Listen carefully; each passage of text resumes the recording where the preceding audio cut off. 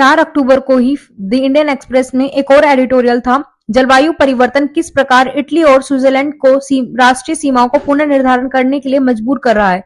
तो क्या हो रहा है, सबको पता है कि क्लाइमेट चेंज की वजह से जो आइस है उसका मेल्ट हो रहा है, जिसकी वजह से इनकी जो सीमाएं वो धुंधली हो रही है। तो क्लाइमेट चेंज में एज ए एक एग्जाम्पल आप इसको भी यूज कर सकते हो, जहां पर भी क्लाइमेट से लेकर क्वेश्चन आता है। और हमारा जो एससी इनरिचमेंट प्रोग्राम जो सीरीज थी, उसमें मैंने Indian society, social justice, environment, जैसा आपको पता है कि एससी में भी थीम से क्वेश्चन पूछे जाते हैं, कुछ फिलोसफिकल होते हैं तो कुछ थीम बेस्ड होते हैं। तो उसमें इस इन्वायरमेंटल पार्ट को आपको सुनना है। और जो कल हमने एडिटोरियल कराया था, तो ये उससे भी कहीं ना कहीं रिलेटेड है। तो आपके सामने अभी ये वीडियो प्ले होगा, तो आपको इस वीडियो को पूरा देखना है और ज्यादा से ज्यादा यूज करना सीखना है, क्योंकि अगर आपको इस एग्जाम को क्रैक करना है तो आपको ये जो स्किल है अपने अंदर डेवलप करनी होगी। इससे होगा ये कि एग्जाम जो मेंस का 5 डेज में खत्म हो जाता है, तो उसको किस तरह से हैंडल किया जाता है आपको वो भी धीरे धीरे समझ में आएगा। तो आप पहले इस वीडियो को कंप्लीट देखना, ताकि आप ज्यादा से ज्यादा चीजों को यूज कर सको और अपने स्टैटिक पार्ट पर ज्यादा ध्यान दे सको। हेलो एवरीवन, ये हमारा एस्से राइटिंग पर लेक्चर 5 है। लेकिन अगर आपने मेरे पहले के लेक्चर नहीं देखे हैं तो पहले आप उनको देखना, क्योंकि तभी आपको इस लेक्चर का बेनिफिट मिल पाएगा।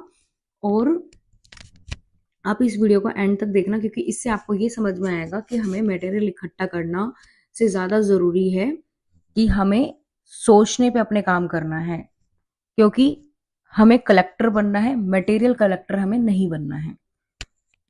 तो चलिए स्टार्ट करते हैं। इसमें हम जो भी ऐसे जैसे जीएस थीम पर जो बेस्ड होते हैं उन पर बात करेंगे। जैसे कहीं पर भी गरीबी हर जगह की समृद्धि के लिए खतरा है। तो पुअर्टी को हम इंडियन सोसाइटी, सोशल जस्टिस में भी पढ़ते हैं, और इन्वायरमेंट में भी ऐसे है, उसके बारे में हम डिस्कस करेंगे। तो सबसे पहले जब आप ये ऐसे पढ़ते हो कि कहीं पर भी गरीबी हर जगह की समृद्धि के लिए खतरा है, तो आपको क्या करना है कि पुअर्टी से आप क्या समझ रहे हो, क्या छवि आपके सामने बनकर आती है जब आप पुअर्टी के बारे में पढ़ते हो, सुनते हो। तो आपको उसको एक्सप्लेन करना है कि जैसे मान लो हमने पुअर्टी शब्द सुना तो हमारे सामने क्या आ रहा है, जैसे कि कोई मजदूर जो ईंट लेकर उठा के अपने सर पे बोझ रख के चल रहे हैं, या फिर सड़कों पर कचरा बीनते हुए बच्चे, या चूड़ियां बेचती हुई सड़कों पे महिलाएं। तो किस तरह की छवि आती है आपके सामने। तो जब हम उन्हें देखते हैं तो हमारे दिमाग में एक सवाल आता है कि ये लोग गरीब क्यों हैं। तो अगर हम इन मुद्दे पर विचार करते हैं तो बहुत सारे प्रश्नों से घिर जाते हैं। जैसे गरीबी वास्तव में है क्या, क्या यह केवल पैसे ना होना ही गरीबी एकमात्र है। क्योंकि संयुक्त राष्ट्र की जो गरीबी को देखने की जो परिभाषा वो यही है कि अगर हम कोई व्यक्ति $2 से प्रतिदिन कम कमाता है तो वो गरीबी की श्रेणी में आएगा। तो क्या ये एक सही परिभाषा है? क्या व्यक्ति को प्रतिदिन $2 से अगर वो अधिक कमाता है तो वो उसके लिए सही है? उसका जो सामाजिक सम्मान, उसकी जो सामाजिक स्थिति चाहे वो सही नहीं है। तो आप गरीबी को किस तरह से देख रहे हो?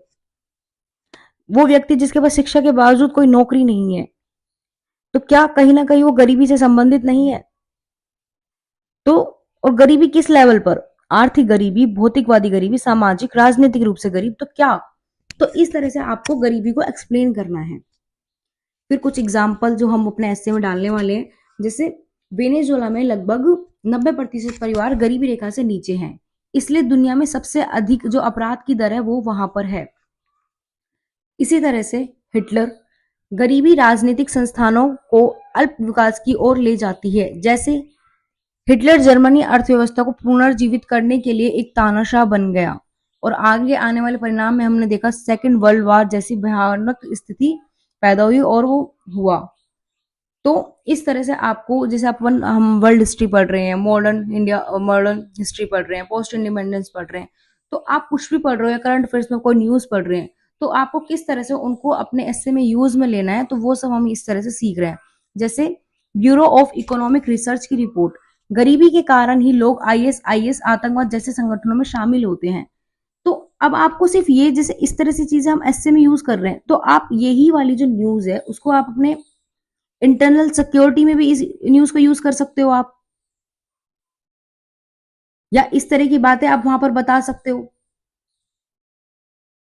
ये शामिल कर सकते हो कंक्लूजन लिखते टाइम। कि अगर जब समाधान की बात आती है, जब हमें उनका समाधान बताना होता है, ऐसे ही इंडियन सोसाइटी सोशल जस्टिस, तो वहां पर जब हम ये एस्से को कंप्लीट करते हैं, उनको सोल्यूशन यहाँ पे देखते हैं, तो इसी चीज का यूज हम वहां पर भी कर सकते हैं। अब गरीबी के इम्पैक्ट से क्या हो रहा है, नैतिक मूल्य में गिरावट आ रही है। क्यों? क्योंकि वो आपने कहावत सुनी है कि भूखे पेट ना होए भजन गोपाला। गरीबी के कारण पर्यावरण पर इम्पैक्ट पड़ता है। कैसे? जो अमेजन में वन जनजातियां रहती हैं, जंगल जलाना, झूमिंग कृषि करना। इंडोनेशिया अपनी जलवायु कारकों के कारण कैपिटल शिफ्ट करता है, जैसे जकार्ता से नूसंतारा। और गरीबी ट्रांसजेंडर, दिव्यांग, दलित वर्ग को क्या करती है, हाशिए पर डाल देती है। तो इस तरह से हम बहुत सारी चीजों को लेकर बताएंगे कि गरीबी के इम्पैक्ट क्या क्या होते हैं, पर्यावरण पर क्या इम्पैक्ट हो रहा है, अर्थव्यवस्था पर क्या इम्पैक्ट हो रहा है, सामाजिक दृष्टिकोण से उन पर क्या इम्पैक्ट हो रहा है ना। इस तरह से हमें फिर एक्सप्लेन करना है उसके बाद। परंतु इस निष्कर्ष पर पहुंचना ही काफी नहीं है, तो हमें फिर सॉल्यूशन भी बताकर आना है।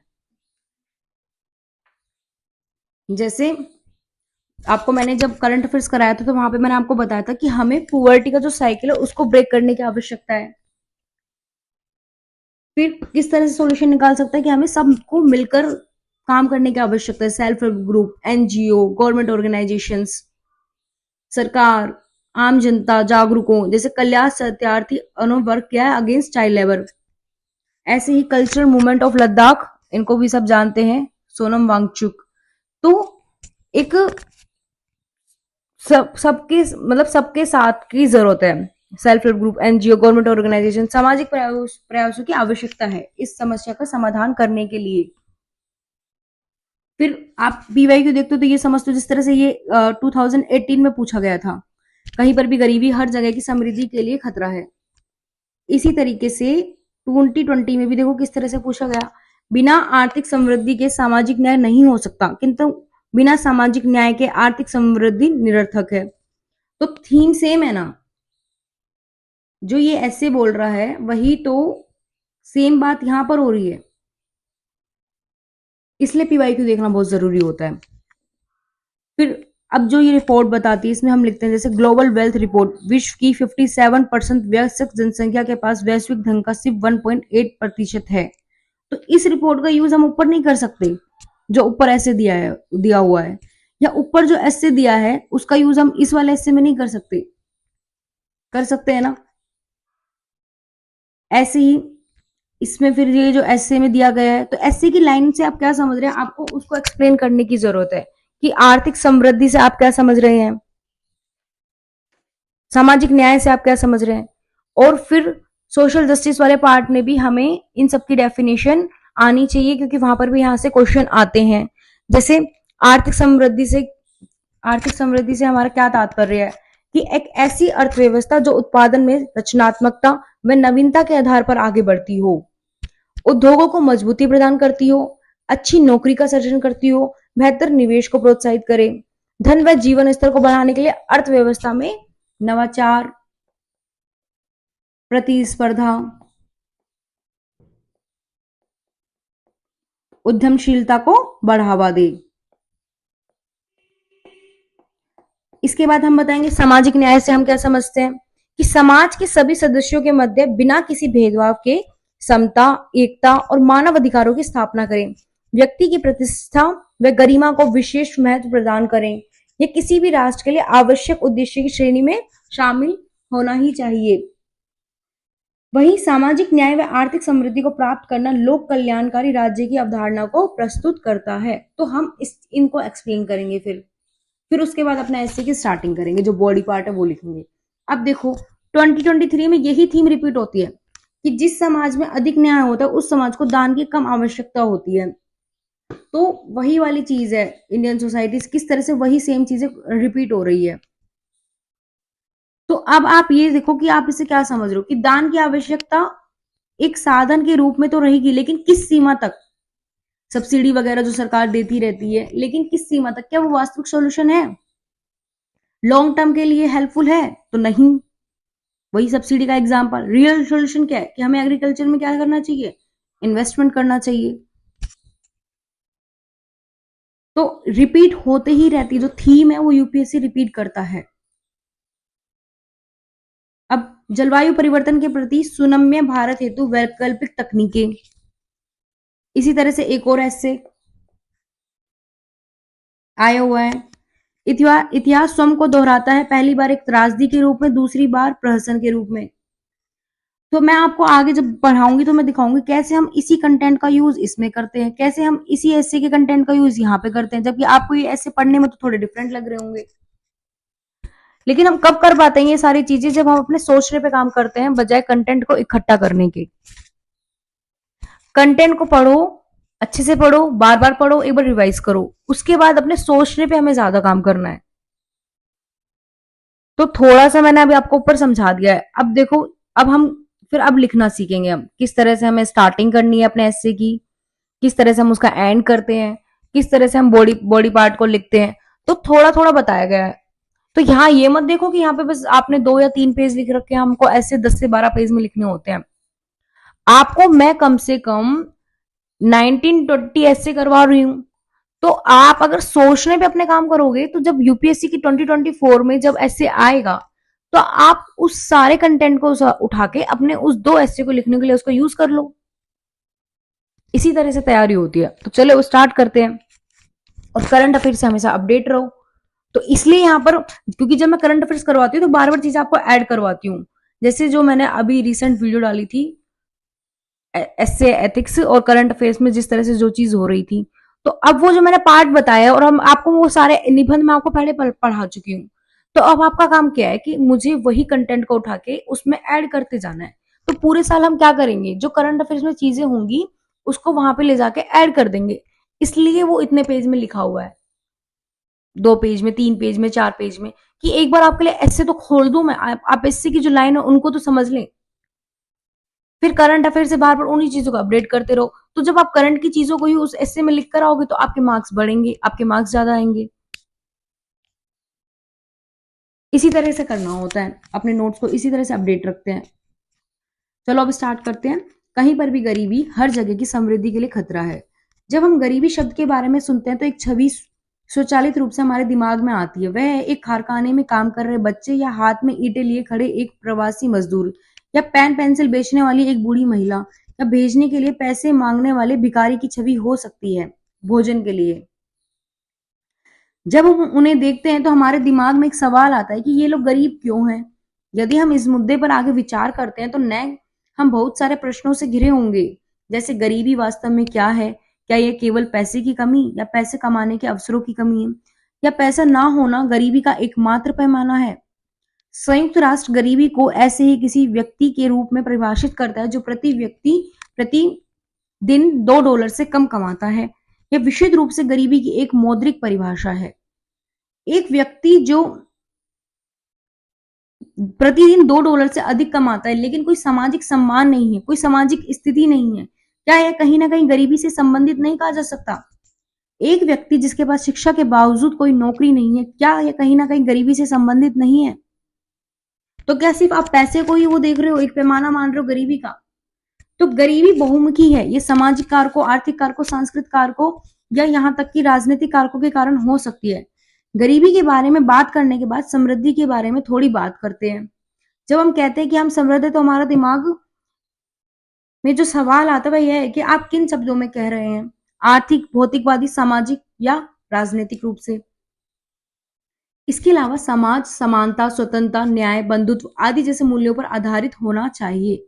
गरीबी क्या है या समृद्धि क्या है, यह देखने के बाद आइए एक नजर डालते हैं कि गरीबी और समृद्धि पारस्परिक रूप से कैसे जुड़े हुए हैं।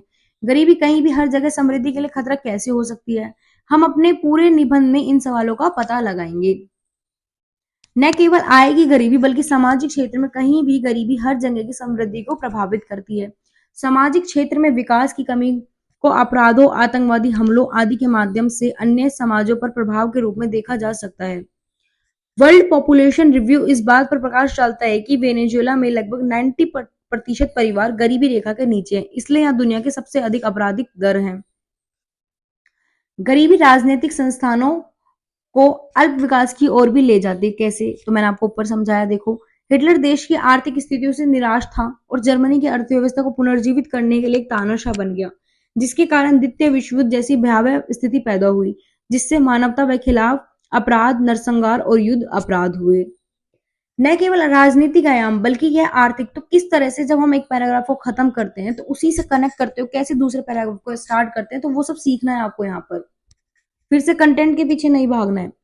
न केवल राजनीतिक आयाम बल्कि यह आर्थिक आयामों में भी सच है कि गरीबी, कम आय, खराब मजदूरी, अवसरों की कमी, उचित संसाधनों या रोजगार के अवसरों की कमी के कारण होती है, जो अंततः देश के युवाओं को आतंकवाद, ड्रग्स, मानव तस्करी आदि जैसी रास्तों को चुनने के लिए मजबूर करेगी, जिसके परिणाम स्वरूप समाज में अपराधों में वृद्धि होगी। फिर हम इस चीज को प्रूव कर रहे हैं एक रिपोर्ट के माध्यम से। National bureau of economic research ने एक रिपोर्ट में स्पष्ट किया कि गरीबी के कारण ही लोग आईएसआईएस, आतंकवाद जैसे संगठनों में शामिल होते हैं। नैतिक रूप से भी एक भूखा व्यक्ति दिमाग से ही नहीं बल्कि पेट से सोचता है। यह बहुत स्पष्ट है कि गरीबी से समाज के नैतिक मूल्यों में गिरावट आएगी, क्योंकि केवल समृद्ध समाजी मूल्यों को वहन कर सकते हैं।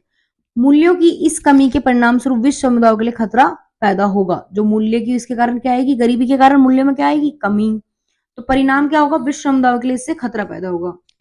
गरीबी पर्यावरण पर भी प्रभाव डालती है। उदाहरण के लिए अमेजन वन की जनजातियां, मैंने आपको बताया था झूमिंग कृषि, उसी तरह से अपनी राजधानी शिफ्ट करी इंडोनेशिया ने, नूरसंतारा।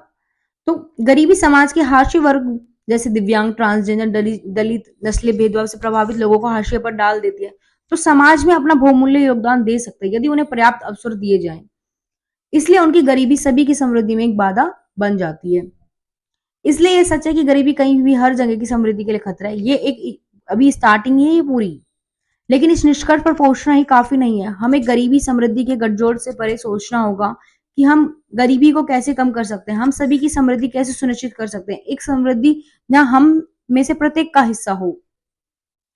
फिर देखो आगे किस तरह से बताया गया कि इसका सॉल्यूशन क्या हो सकता है। तो जब हम अपने कंक्लूजन को लिख रहे होंगे, लास्ट कर रहे होंगे, तो किस तरह से लिख कर आए।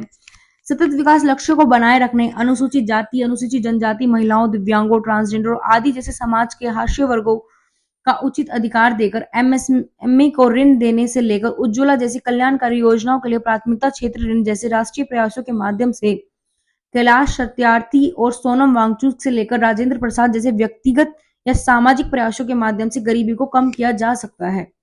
अब इसी तरह से मान लो आप इनके बारे में नहीं जानते अभी, या आपने मुझसे अभी रिसेंट सुना है, नहीं जान रहे हो आप, कोई बात नहीं, तो आप इनके बारे में गूगल से सर्च करिए कि उन्होंने क्या क्या काम करे। क्योंकि आप सर्च करोगे तो इसी चीज को फिर आप एथिक्स में यूज करना, या अपने इंडियन सोसाइटी सोशल जस्टिस वाला जब पार्ट लिख रहे हो, इन्वायरमेंट वाला पार्ट लिख रहे हो, क्योंकि उन्होंने इन्वायरमेंट को लेके भी काम करा है जैसे सोनम वांगचुक, तो आप क्या कर सकते हो कि इनको अपने कंक्लूजन में ऐड कर सकते हो। तो इससे जो आधा आधा मार्क्स है आपका और बच्चों से इंक्रीज हो जाएगा। जलवायु परिवर्तन के लिए संयुक्त राष्ट्र ढांचा से गरीबी उन्मूलन कार्यक्रम जैसे अंतरराष्ट्रीय प्रयासों के माध्यम से और अंत में क्षमता निर्माण, सामाजिक उद्यमिता जैसे नए विचारों को अपनाने के माध्यम से जो समाज केंद्रित व्यापार मॉडल को बढ़ावा देते हैं, और इसलिए समावेशिता, समानता, स्थिरता और सामान्य भविष्य का निर्माण होगा। तो ये बता रहे हैं, सॉल्यूशन की बात हो गई। तो पहले हम समस्याएं बता रहे हैं, फिर बाद में हम धीरे धीरे क्या कर रहे हैं, सॉल्यूशन भी बता रहे हैं कि किस तरह से इसको अंत, क्योंकि सिर्फ इस निष्कर्ष तक पहुंचना कि गरीबी क्या है, क्यों है, यही काफी नहीं है। क्योंकि जैसे आपने ऐसे पढ़ा हो, अब देखो ऐसे पढ़ा था ना आपने, स्वीकारोक्ति का साहस और सुधार करने की निष्ठा सफलता के दो मंत्र हैं। तो आपको मैंने पहले पढ़ाया था। तो आप ये स्वीकार करते रहे कि हाँ गरीबी है, गरीबी है, गरीबी है। तो जैसे जब मैंने वहां पे एग्जाम्पल दिया था कि तिब्बत जो वहां पे जब वो थे, तो उन्होंने अपनी सैन्य जो सुरक्षा है, उनको पता था कि उसमें कई कमी है, उन्होंने उस चीज को स्वीकार किया था, लेकिन उस पर एक्शन नहीं लिया, उस पर काम नहीं किया। तो इसी तरह से अगर आप ये स्वीकार करते हो कि गरीबी है लेकिन उस पर काम नहीं करते, तो फिर सफलता हमें नहीं मिलेगी। तो स्वीकारोक्ति का साहस और सुधार करने की निष्ठा, तो सुधार करना बहुत जरूरी है। इस तरह से देखो अब हम उस एस्से को भी डील कर रहे हैं। तो अब जब हम स्वीकारोक्ति का साहस और सुधार करने की निष्ठा वाले एस्से की बात करते हैं, तो ये सारा कंटेंट एक गरीबी वाला फैक्टर जो मैंने आपको पेस्टल हाइड करके बताया था, तो इसमें सोसाइटी वाला जो पार्ट है उसमें उसमें भी पुअर्टी को लेकर, तो एक एंगल ये नहीं डाल सकते क्या आप? तो उस पूरे एस्से में आप बताओ, अब कंटेंट तो यहां से मिल गया। अब जब हम इन्वायरमेंट वाला पार्ट पढ़ रहे होंगे, इसमें इन्वायरमेंट वाला हम ऐसे हम सोल्व कर रहे होंगे, तो एक एंगल आप इन्वायरमेंट का वहां नहीं डाल सकते उसी ऐसे में जो हम अभी कंटेंट पढ़ने जाएंगे। देखो अभी सीखो, यही सीखो, इन्वायरमेंट वाला ही पहले पढ़ो। Alternative technologies for climate change resilient, जलवायु परिवर्तन भारत के लिए सुनहरे वैकल्पिक तकनीकें। तो अभी आप इसको पढ़ना, फिर देखना, मैं उसी में आपको यूज कराती हूँ इसको।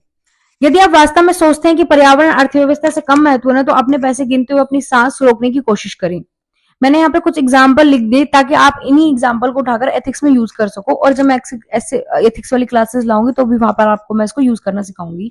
तो ये इसमें जो पॉइंट है वो मैंने एथिक्स के पर्पज से यहाँ पे लिख दिए। गुजरात राज्य में चरंगा सौर पार्क दुनिया के सबसे बड़े सौर पार्कों में से एक है। जो वैकल्पिक तकनीकों की बात हो रही है ना, तो वही उसके लिए एग्जाम्पल है, जो लाखों लोगों के लिए स्वच्छ ऊर्जा पैदा करता है। बजाज फाउंडेशन जैसे गैर सरकारी संगठन ग्रामीण लोगों को अपने घरों में बायोगैस संयंत्र स्थापित करने के लिए सब्सिडी दे रहे हैं। जलवायु परिवर्तन के प्रति लचीला भारत बनने में समाज की भूमिका को भी ध्यान में रख सकते हैं। एक जीवन समाज जहां सोनम वांगचुक, भारत के वाटरमैन राजेंद्र प्रसाद जैसे लोग सतत विकास लक्ष्यों के एजेंडे को आगे बढ़ाते हैं।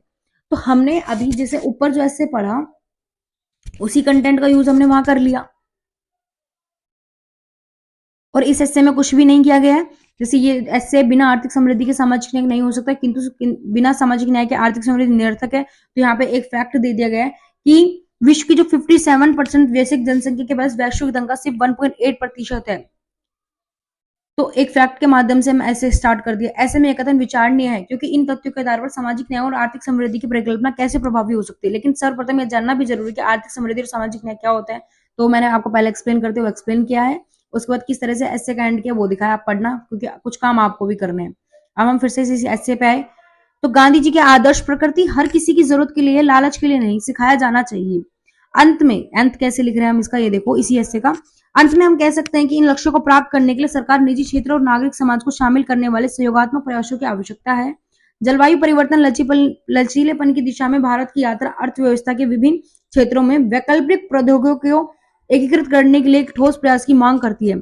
नवीकरणीय ऊर्जा, ऊर्जा भंडारण समाधान, इलेक्ट्रिक मोबिलिटी, टिकाऊ कृषि, ग्रीन बिल्डिंग डिजाइन, जल प्रबंधन, कार्बन कैप्चर और स्टोरेज, और जलवायु, एक सेकंड शोर हो रहा है,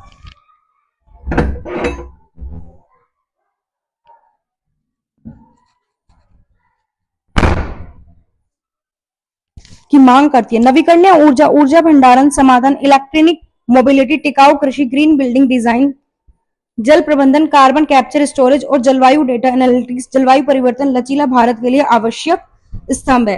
इन वैकल्पिक प्रौद्योगिकियों को अपनाकर भारत जलवायु अपने प्राकृतिक संसाधनों की रक्षा कर सकती है और आने वाली पीढ़ियों के लिए स्थायी भविष्य सुरक्षित कर सकता है। तो अब ये जो हम यहाँ पे कंक्लूजन लिख रहे हैं, जब इन्वायरमेंट वाला पार्ट जीएस थर्ड में आएगा, इन्वायरमेंट वाला सेक्शन हम वहां पर पढ़ते हैं, तो क्या आप इस कंटेंट का यूज वहां पर नहीं कर सकते? तो इस लेक्चर में मैं आपको, क्योंकि बच्चों ने कमेंट किया था कि अब हम बिगिनर है तो मैं किस तरह से पढ़ना चाहिए, तो आपके उसी सोच पे काम करने के लिए इस तरह से मैं आपको समझा रही हूँ। इतिहास स्वयं को दोहराता है, पहली बार एक त्रासदी के रूप में, दूसरी बार प्रहसन के रूप में। क्योंकि पढ़ा तो सभी रहना, आपको और भी लोग मिल जाएंगे, लेकिन हमें सोचने पे काम ज्यादा करना है। उत्तराखंड के केदारनाथ में हुए त्रासदी को अभी लगभग एक दशक भी नहीं हुआ, हमने इस त्रासदी से ठीक से सबक नहीं लिया तथा सुनियोजित विकास की बजाय अनियोजित विकास की ओर अग्रसर हुए। फलतः आज सिक्किम और उत्तराखंड के बादल फटने की घटनाएं तथा बाढ़ के साथ साथ भूस्खलन को त्रासदी के रूप में देखा जा सकता है। करंट अफेयर्स में मैंने देखो आपको ये घटना पढ़ाई थी, यहाँ ऐड कर दी। प्रकृति इंसान की जरूरत को पूरा कर सकती है मगर लालच को नहीं। सभ्यता के आराम से ही हम प्रकृति के सन्निकट थे और हमारी जीवन शैली प्रकृति के अनुरूप थी। कालांतर में हम औद्योगिक क्रांति की ओर बढ़े और प्रदूषण जैसी समस्याओं को जन्म दिया। फलतः जलवायु परिवर्तन जैसी समस्या उभर कर सामने। हाल ही में वायनाड में हुए भूस्खलन, वर्तमान में हम फिर से गुणवत्तापूर्ण जीवन के लिए प्रकृति की ओर लौट रहे हैं और अपनी कार्यशील और जीवनचर्या में पारंपरिक ज्ञान, योग, आयुर्वेद आदि को अपना रहे हैं। वैश्विक स्तर पर मिशन लाइफ जैसी पहले आने से व्यवहारात्मक बदलाव हो रहा है जो प्रकृति से जुड़ाव कर रही है। यह शुभ संकेत है कि हम त्रासदी से प्रहसन की ओर जाने में, निषेध लगाने में सराहनीय भूमिका अदा कर रहे हैं। असफलता एक चुनौती है, इसे तुम स्वीकार करो, क्या कमी रह गई देखो और सुधार करो। यही वाली कोटेशन आप उसमें यूज कर सकते हो। स्वीकारोक्ति का साहस और सुधार करने की निश्चित सफलता के दो मंत्र हैं। एक इन्वायरमेंट वाले जो पार्ट में ये जो घटना है, इन्वायरमेंट वाले पार्ट में को लेकर आप स्वीकारोक्ति का साहस और सुधार करने की निश्चित सफलता के दो मंत्र है। तो इन दोनों घटनाओं को बताओ ना आप। जबकि ऐसे तो ये दिया हुआ है, इतिहास स्वयं को दोहराता है, पहली बार एक त्रासदी के रूप में, दूसरी बार प्रहसन के रूप में।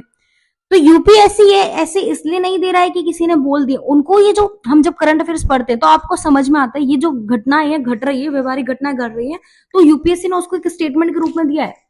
अब ये आपके ऊपर डिपेंड करता है कि आपको वो चीज दिख रही है कि नहीं दिख रही है। तो इसी का यूज हम वहां कर सकते हैं अगर उसने ऐसे चेंज करके दे दिया तो।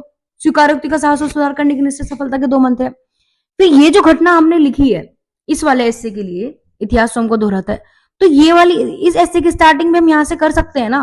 टेक्नोलॉजीज पे भी हम बात करेंगे कि क्यों वैकल्पिक तकनीकी की इंपॉर्टेंस है, क्यों हमें चाहिए, क्योंकि जो इस तरह की घटनाएं हो रही है वो ना हो। तो कहते हैं ना कि स्टोरी से स्टार्ट करो, कोटेशन से स्टार्ट करो, तो ये स्टोरी हम वहां भी बता सकते हैं, वायनाड की घटना बता सकते हैं, उत्तराखंड में जो घटना हुई वो बता सकते हैं। तो मुझे लगता है आपको कुछ समझ आया होगा और आप धीरे धीरे सीख रहे होंगे।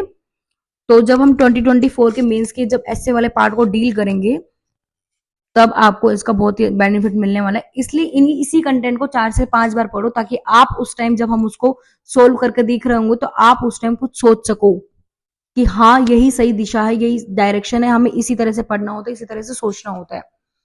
तो इसी से मैं अपनी वीडियो को एंड करती हूँ। और आपको अगर मेरे इनिशिएट पसंद आया